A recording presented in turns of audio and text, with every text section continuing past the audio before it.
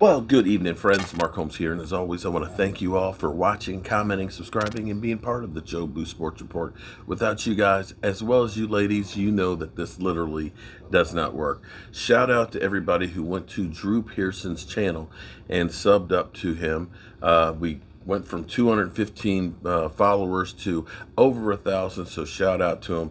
And I'm going to be working on seeing if we can bring him onto the channel, and hopefully we'll be able to have you guys asking him some great questions. In fact, I have a question that I think would actually go viral, but we'll be working on that.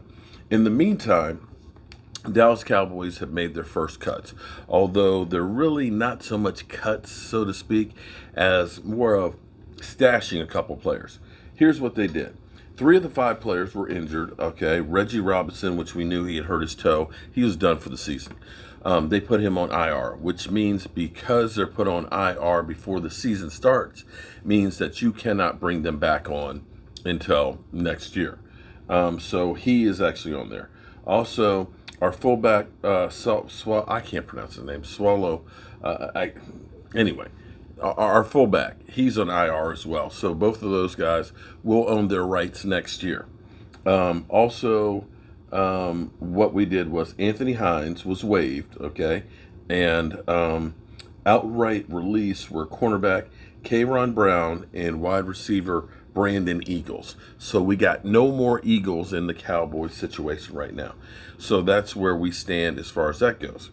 Now, tonight, later on, basically, it is almost 6 o'clock now. 9:45, we'll be starting our live stream. So basically, 4 hours from now, we'll be live streaming, doing a watch party to watch Hard Knocks. Now, of course, you know, we're Cowboy fans. We end up getting everything. We got practice, not a game now. We were talking about practice last night, and of course, we had the preseason game on Friday night. If you aren't getting enough Cowboys fix right now, I don't know what to tell you, because this is crazy how much access we have.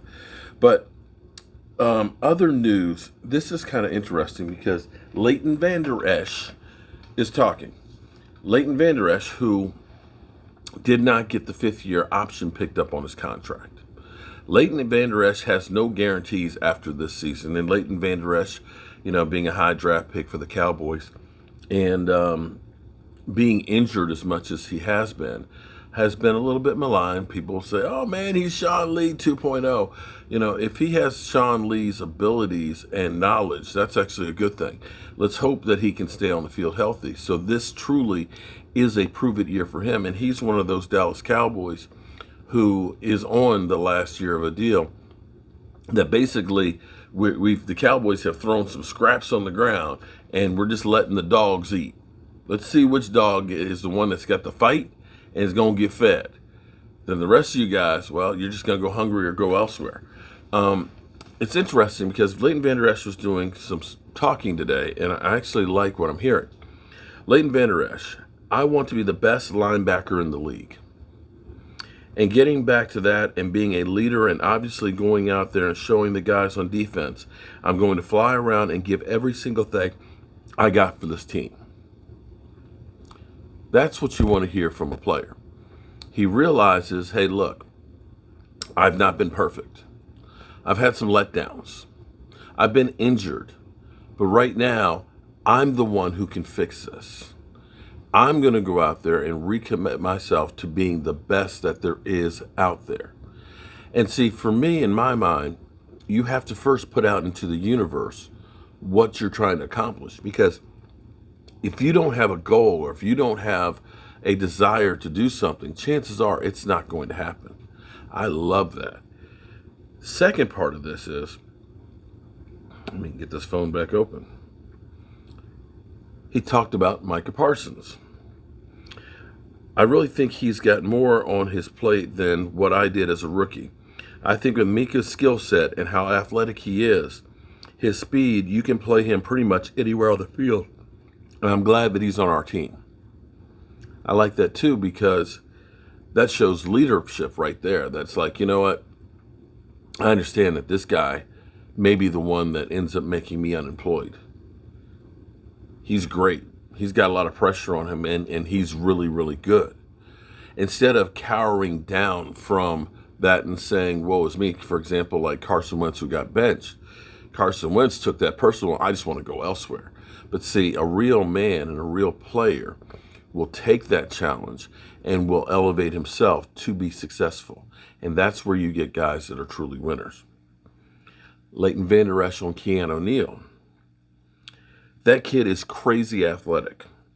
He obviously has that DB skill set, and he's built like a freaking linebacker. This dude is crazy looking, and you see his arms, and you see the way he's built. He can be a linebacker. There he goes.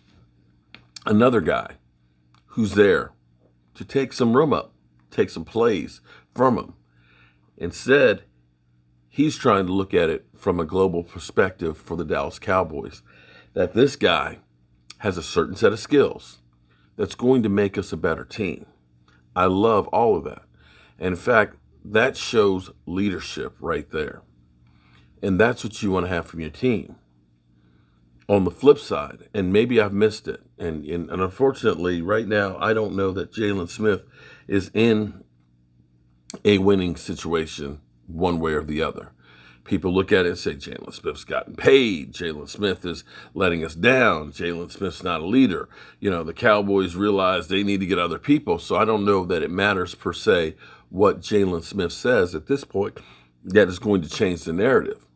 What Jaylon Smith has to do is change the narrative by his play on the field. He needs to accept the challenge and step up to be a team player and play whatever role it is that they deem him to play. And I'm not sure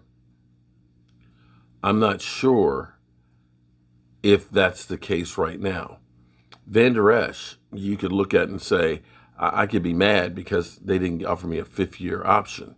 But instead, he's taking that as motivation to be successful. I would like to know what's going on in Jaylon Smith's head.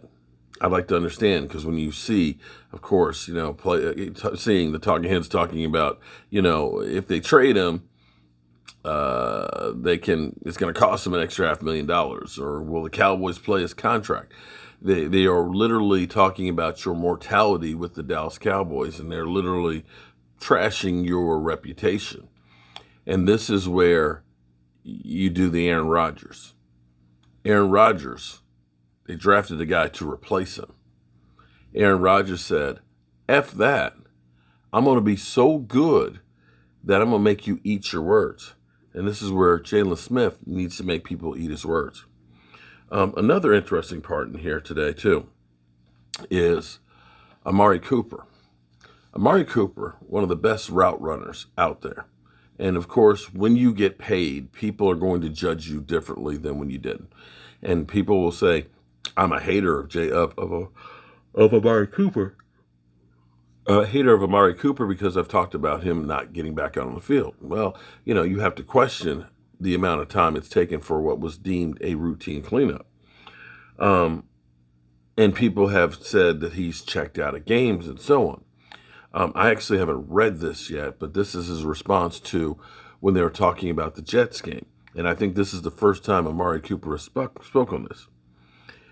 It's funny, the week before that, Green Bay, when I actually got hurt, I got hurt early in the game and went in for 200 yards. But I really didn't say anything. So people didn't know I was hurting until the next game and I couldn't go. Because my adrenaline was running during the Green Bay game, but then the next day I couldn't even walk. I was barely able to get there. You know what I'm saying? It's just I didn't heal up enough in time and I still tried to play. I played in those first 3 plays. It was just so happened that I got the ball in the second play, and the very thing I didn't want to happen happened. I got the ball in the flat, I got tackled on it, and I knew I wouldn't be effective.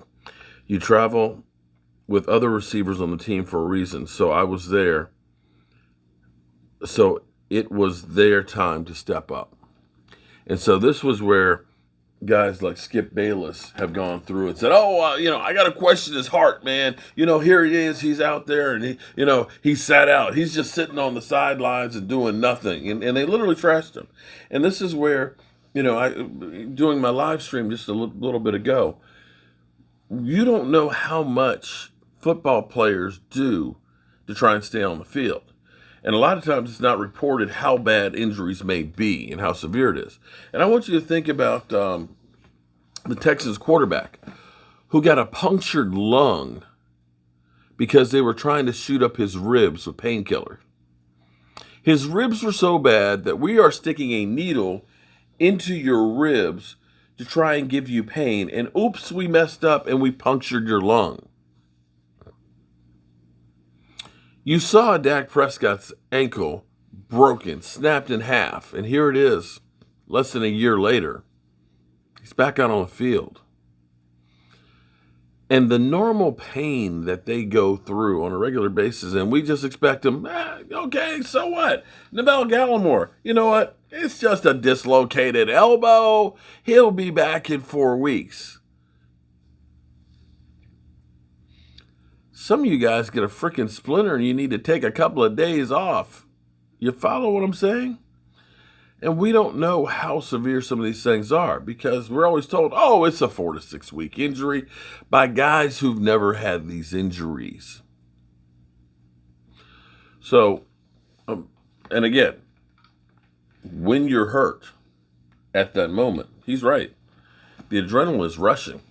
Dak Prescott, okay, my leg just snapped. Let me go ahead and pop it back in place so I can keep playing.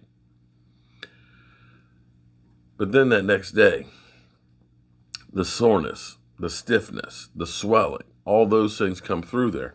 And you don't have that rush of adrenaline. You can't always go. So maybe we need to revisit and look back on that one because, you know, what was being reported was, oh, he's good to go. He can play. And then he goes out there and, no, I can't. It's not going. It sits on the sideline.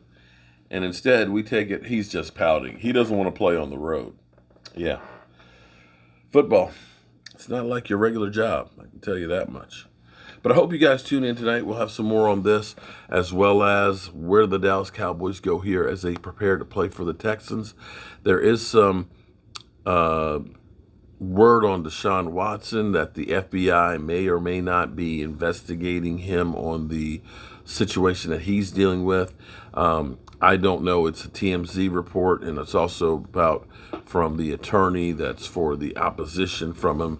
And I'm going to wait and see how that all goes before, you know, we put anything out there because Texans, well, doesn't really relate to us right now. He's the 4th-string quarterback, and he's probably not going to play this week anyway. So, sorry, Eastside, your team is trash.